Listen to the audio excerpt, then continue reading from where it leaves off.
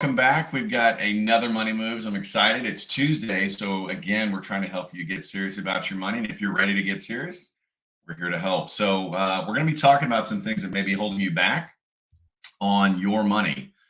We've got three things, maybe four things we're going to be talking about. So, if you're ready to level up your money, tune in, grab a pen and paper. If you're not driving, if you listen to us on a podcast, focus on the road, but listen up. And we'll get started here in just a quick few seconds.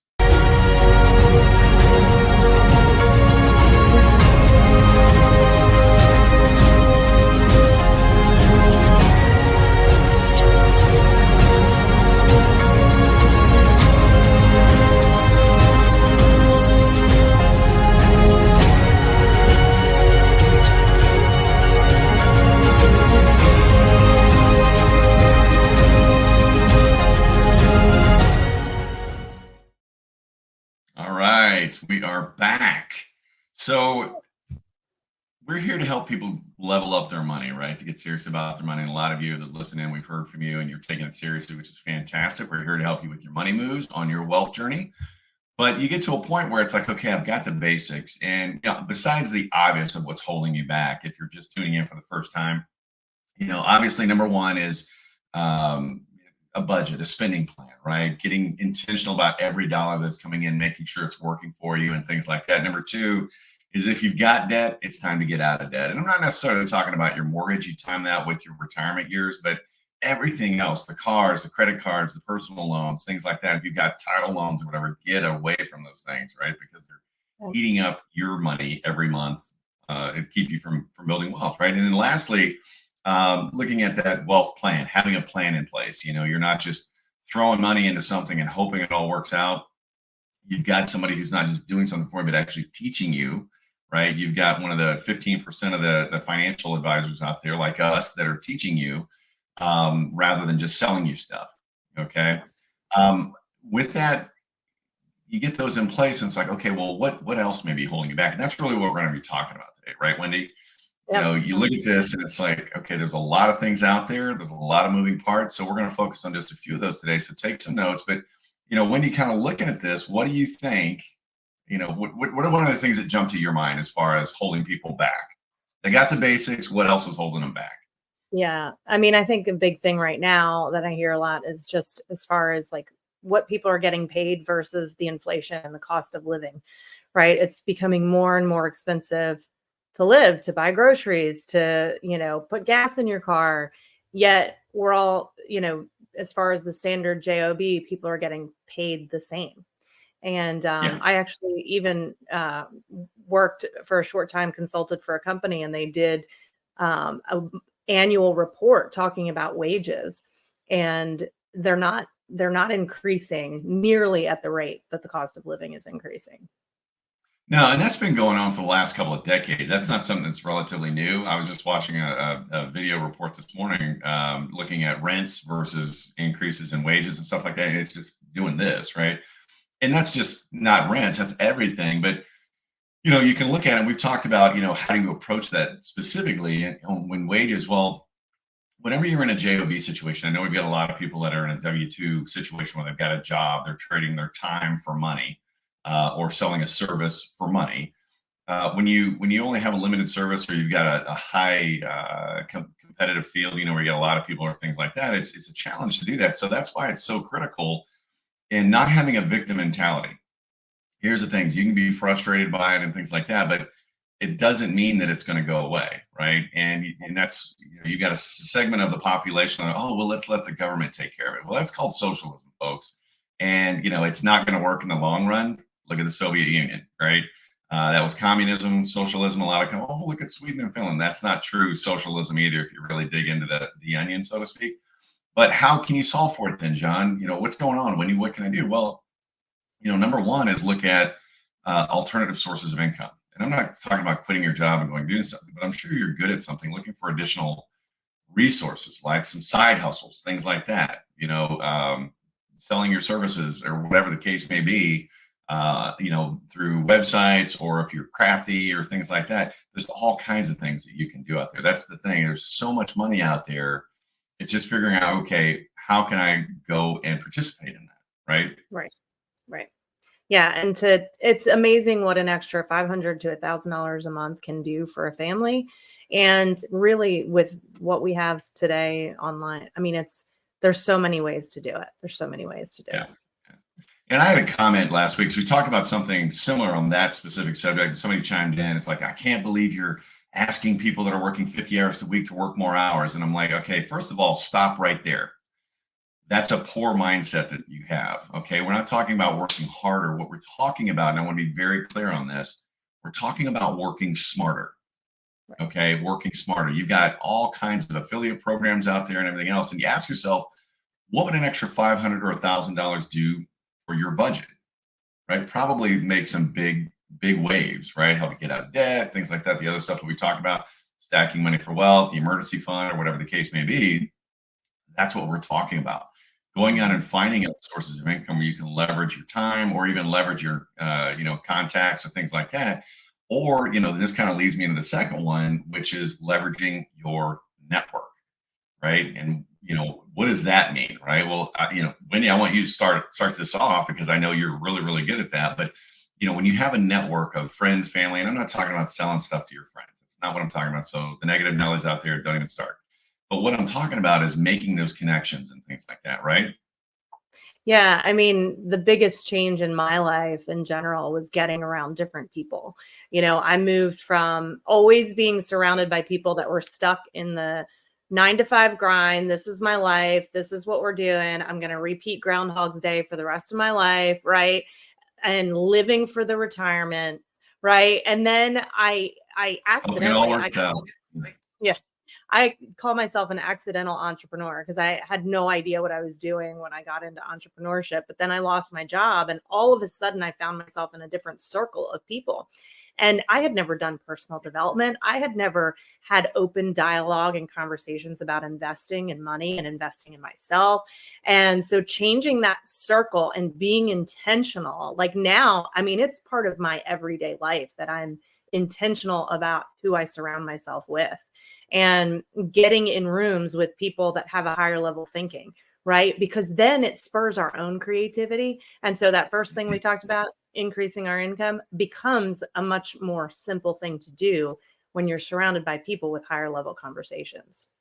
So Yeah, you're yeah, and that's part of it too. Just knowing people to connect to other people, right? You become that connector. There's a book goes sometime back. It's about Rainmaker or how to become the Rainmaker, and that's really essentially what it's all about: is being able to connect people. Okay, you have a need. I have another source over here. Let me make an introduction. You have a need. Here's a source over here. Let me make an introduction. And how do you do that? Well, you again, like your money, you're just being intentional about it and reaching out and expanding. Now, again, have the right mindset, have the right heart of I'm trying to help people, not I'm trying to make money off people. Okay, that's not what we're saying. But again, being exposed, and John Maxwell said it best: you're an average of the 5 people you hang with, right? So think of the 5 people you spend the most time with, whether it's friends, families, people from church or whatever. You probably all vote the same. You probably drive similar vehicles. You probably have the same lifestyle, income levels, all kinds of things like that. Well, if you want to break out of that, you've got to change that network. It doesn't mean you have to, okay, I'm not talking to you anymore, but it's again changing that up. And not only changing and raising your network up, but expanding your network. Okay. And making intentional connections. And I always like to go into it. Zig Ziglar. I learned this lesson from a guy named Steve Alonso. He was one of my first bosses back in my early career days. And, he introduced me to Zig Ziglar and kind of that concept. And Zig Ziglar said, you help enough people get what they want out of life, you will always get what you want. And I've lived my life by that, and it's never failed me. And I've seen it work time and time again. Coming into that servant mindset of how can I help you? How can I help you? Let me introduce you to this person and they can help you. And then that's where it gets plugged in with the affiliates or things like that. And you can create literally a second income from it. And that can do some amazing stuff. And then again, take that money, be intentional with it. Don't just spend it. Don't raise your standard of living, raise your standard of wealth. And at that point, it's going to start changing for you. And a lot of people approach, and I see this time and time again with regards to, well, I want to make more money, so I got to go to school. I got to get a degree, or I got to go and do this, or hey, I can't get a job because the job market's so bad, and I just got done with my bachelor's degree, so let's just stay in school and get my master's or my PhD. and I can just borrow the money and get student loans, right? But that's not cheap. And that's, we see a lot of people with student loan debt, and they're starting off life racked up with sometimes multiple six figures in debt. And it's crazy. It's crazy. Yep.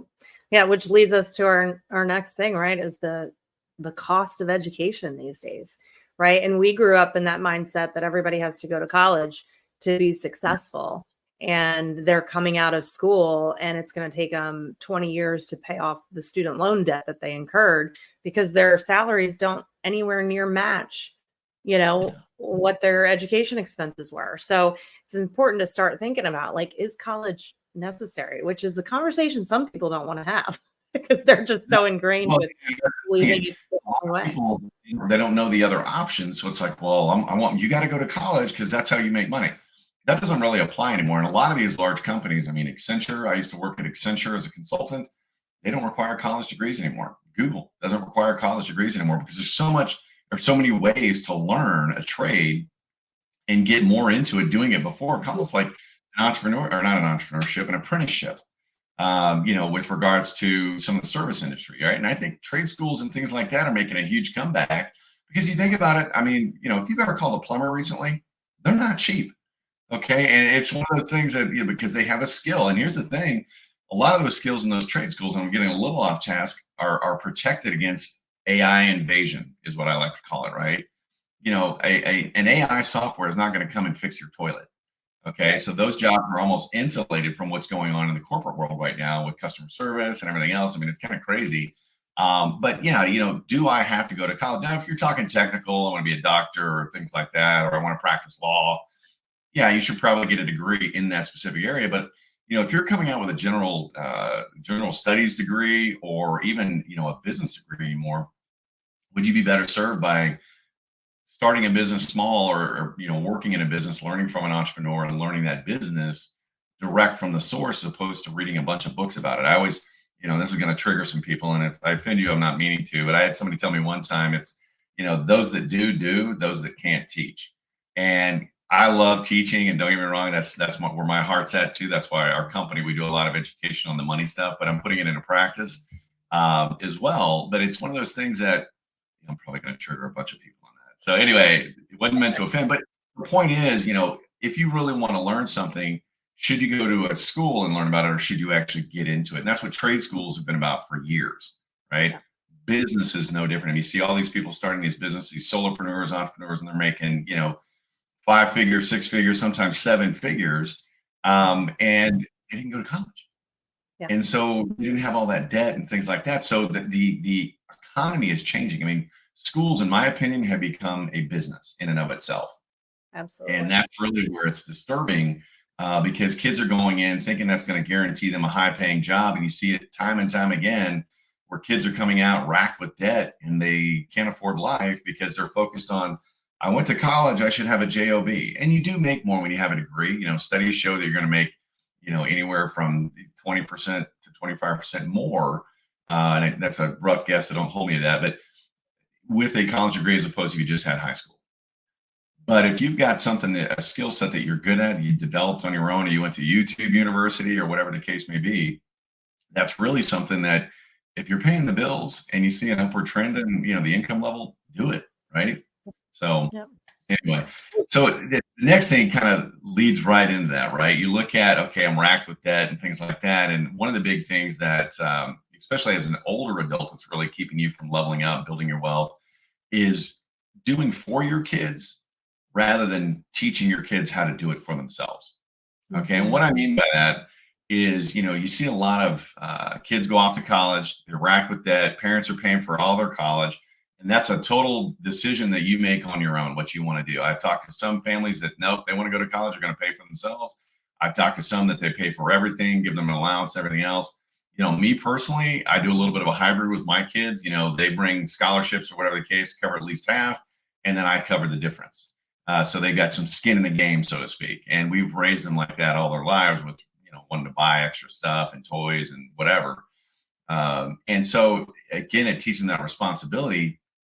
But you see a lot of parents that, hey, okay, I'm going to support you and really no consequences. And then they end up going to school, get a degree, can't find a job.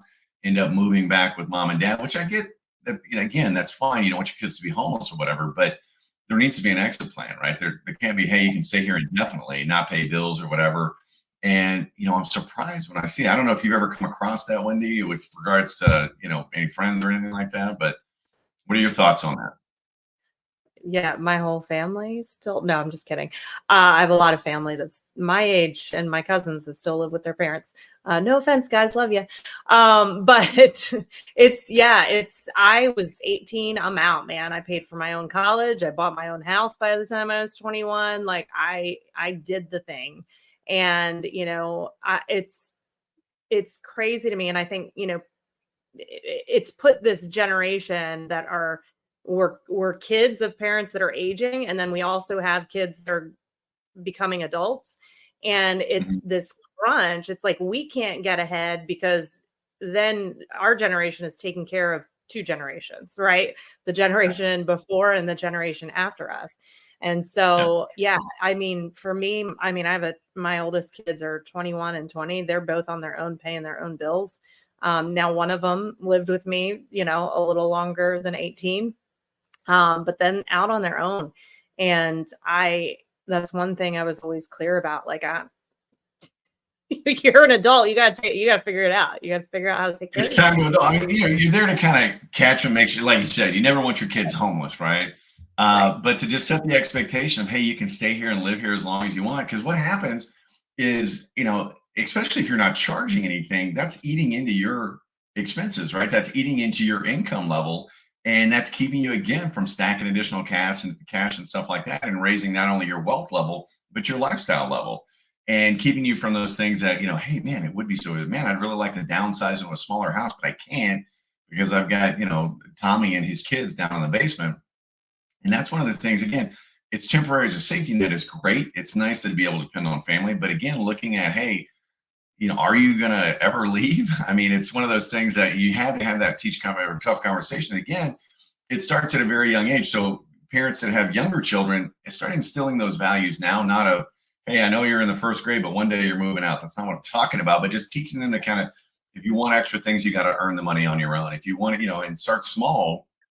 And as they get older, let them realize that there are consequences.